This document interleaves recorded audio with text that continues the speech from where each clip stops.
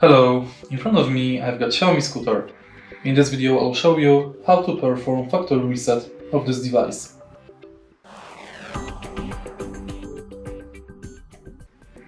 In the beginning, let's take a look at the scooter's handle. And now you have to press simultaneously brake, acceleration and power button.